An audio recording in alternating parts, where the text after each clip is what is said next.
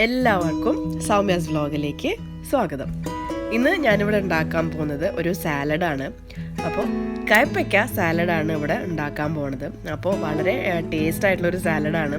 അപ്പോൾ ഇതിൽ ആ കൈപ്പയ്ക്കയുടെ കയ്പ്പൊന്നും തീരെ അറിയേയില്ല. അപ്പോൾ അത്രയും ടേസ്റ്റാണ്. അപ്പോൾ നമ്മൾ ഈ റെസിപ്പിയിലേക്ക് കിടക്കുന്നതിന് മുന്നേ എൻ്റെ ഈ വീഡിയോ നിങ്ങൾ ആദ്യമായിട്ടാണ് കാണുന്നതെങ്കിൽ എൻ്റെ ചാനൽ സബ്സ്ക്രൈബ് ചെയ്യാൻ മറക്കരുത്. കൂടെ തന്നെ ആ ബെൽ ഐക്കോണും കൂടി ഒന്ന് പ്രസ് ചെയ്ത് ഓൾ എന്ന ഓപ്ഷന് സെലക്ട് ചെയ്താൽ ഞാൻ എന്ത് വീഡിയോസ് ഇട്ടാലും നിങ്ങൾക്കത് മിസ്സാവാതെ കാണാൻ പറ്റും. അപ്പോൾ നമുക്ക് റെസിപ്പിയിലേക്ക് കിടക്കാം. അപ്പോൾ നമുക്ക് ഇതിലേക്ക് ആദ്യം വേണ്ടത് കൈപ്പയ്ക്കയാണ്. അപ്പോൾ ഞാനിവിടെ എടുത്തിട്ടുള്ളത് കൈപ്പയ്ക്ക കൊണ്ടാട്ടമാണ്. അപ്പോൾ ഉണങ്ങിയ കൈപ്പയ്ക്കയാണ്. അപ്പോൾ അതിൽ കുറച്ച് മുളകിൻ്റെ പൊടിയും ഉപ്പും കൂടി ചേർത്തിട്ട് നന്നായിട്ട് മാരിനേറ്റ് ചെയ്തതാണ്. അപ്പോൾ ഈ റെസിപ്പി നമുക്ക് കൈപ്പയ്ക്ക കൊണ്ടാട്ടത്തിലും ചെയ്യാം. ഇനിയിപ്പോൾ അതില്ലെങ്കിൽ നല്ല ഫ്രഷ് ആയിട്ടുള്ള കൈപ്പയ്ക്കയിലും ചെയ്യാം. അപ്പോൾ ഫ്രഷ് ആയിട്ടുള്ള കൈപ്പയ്ക്ക അതുപോലെ നന്നായിട്ട് കഴുകി ചെറിയ തിന്ന് റൗണ്ടായിട്ട് കട്ട് ചെയ്തിട്ട് അതിൽ ഇതുപോലെ മാരിനേറ്റ് ചെയ്തിട്ട് കുറച്ച് നേരം വെച്ചിട്ട് നമുക്കതൊന്ന് ഫ്രൈ ചെയ്ത് എടുക്കണം. അപ്പോൾ നല്ല ബ്രൗൺ ആയിട്ട് ഫ്രൈ ചെയ്യണം. അപ്പോൾ കൈപ്പയ്ക്ക കൊണ്ടാട്ടം ഞാൻ കുറച്ച് എടുത്തിട്ടുള്ളൂ, കാരണം അത് ഫ്രൈ ചെയ്യുമ്പോഴേക്കും അത് കുറച്ച് ഒന്ന് വലുതാവും. അപ്പോൾ കുറച്ചധികം ക്വാണ്ടിറ്റി ഉണ്ടാവും. അപ്പോൾ മറ്റേ നോർമൽ സാധാരണ ഫ്രഷ് കൈപ്പയ്ക്ക അങ്ങനെയല്ല. അപ്പോൾ അത് നന്നായിട്ട് ഇതുപോലെ ഒരു 10 to 15 മിനിറ്റ് ഒന്ന് മാരിനേറ്റ് ചെയ്താൽ മതി. എന്നിട്ട് ഇതുപോലെ ചൂട് എണ്ണയിലിട്ടിട്ട് നല്ല ബ്രൗൺ ആയിട്ട് ക്രിസ്പായിട്ട് വറുത്തെടുക്കണം.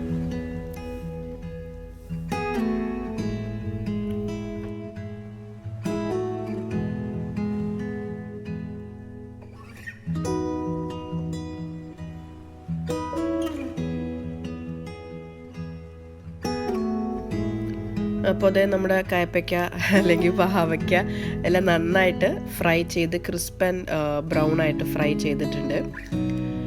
അപ്പോൾ ഇനി നമുക്കിത് സൈഡിലേക്ക് മാറ്റി വെച്ചിട്ട് നമ്മുടെ സാലഡിൻ്റെ അടുത്ത ഇൻഗ്രീഡിയൻസിലേക്ക് കിടക്കാം.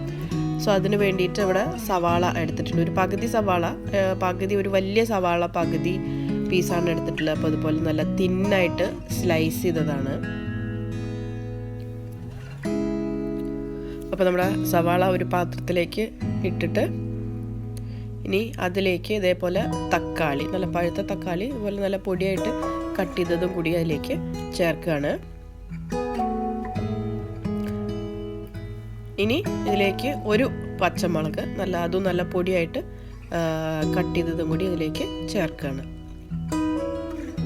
എന്നിട്ട് ഇതെല്ലാം കൂടി കൈ കൊണ്ടാണ് നന്നായിട്ടൊന്ന് മിക്സ് ചെയ്യണം. ഞാൻ എന്നാലേ ആ തക്കാളിയും സവാളയും ഇതെല്ലാം കൂടി നന്നായിട്ട് ഒന്നിച്ച് യോജിക്കുള്ളൂ. അപ്പോൾ കൈ കൊണ്ട് നന്നായിട്ട് ഞെരടി മിക്സ് ചെയ്യാണ്.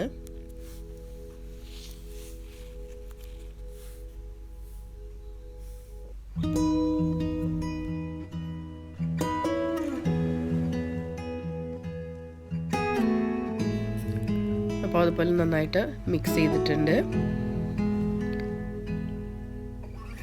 ഇനി ഇതിലേക്ക് നമ്മുടെ ഫ്രൈ ചെയ്ത് വെച്ചിരിക്കുന്ന കൈപ്പയ്ക്കയും കൂടി അതിലേക്ക് ഇട്ട് കൊടുക്കുകയാണ്.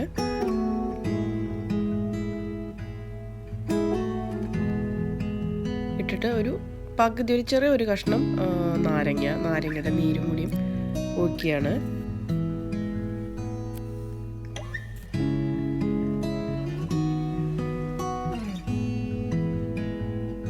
ഇതെല്ലാം കൂടി നന്നായിട്ട് മിക്സ് ചെയ്യുക.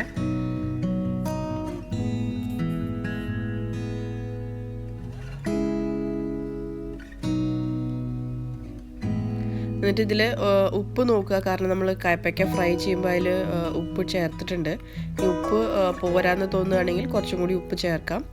എന്നിട്ട് ഒരു 1/4 ടീസ്പൂൺ കുരുമുളകിൻ്റെ പൊടിയും കൂടി ചേർക്കുകയാണ്. എന്നിട്ട് ഒന്നുകൂടി ഇതെല്ലാം കൂടി ഒന്നിച്ച് നന്നായിട്ട് മിക്സ് ചെയ്യുക.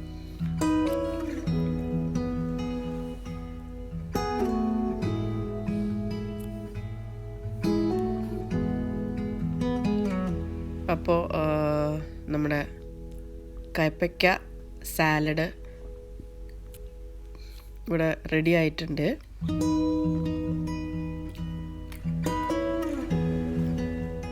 അതെ, അപ്പോൾ നമ്മുടെ കൈപ്പയ്ക്ക സാലഡ് ഇത് നല്ല ടേസ്റ്റുള്ളൊരു സാലഡാണ്. ഇതിലാ ഒരു കൈപ്പയ്ക്കയുടെ കയ്പ്പ് അറിയേയില്ല, അത്രയും ടേസ്റ്റാണ്. അപ്പോൾ കൈപ്പയ്ക്ക ഇഷ്ടമില്ലാത്ത ആൾക്കാർക്കും ഇഷ്ടപ്പെടുന്ന ഒരു കൈപ്പയ്ക്ക സാലഡാണ്.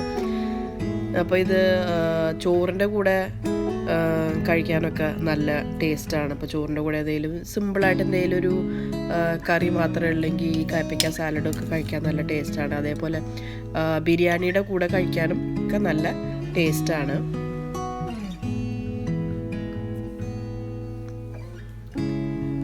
അപ്പോൾ നമ്മുടെ കയ്പ്പയ്ക്ക സാലഡ് റെഡി ആയിട്ടുണ്ട്. അപ്പോൾ നിങ്ങളെല്ലാവരും ട്രൈ ചെയ്യണം. ഇത് വളരെ സിമ്പിളായിട്ടുള്ളൊരു റെസിപ്പിയാണ്. അപ്പോൾ എല്ലാവരും ഇത് ട്രൈ ചെയ്ത് നോക്കണം. എന്നിട്ട് നിങ്ങളുടെ ഫീഡ്ബാക്ക് അറിയിക്കണം. അപ്പോൾ ഈ വീഡിയോ നിങ്ങൾക്ക് ഇഷ്ടപ്പെട്ടാൽ നിങ്ങൾ ലൈക്ക് ചെയ്യണം, ഷെയർ ചെയ്യണം, പിന്നെ കമൻറ്റ് ചെയ്യാനും മറക്കരുത്.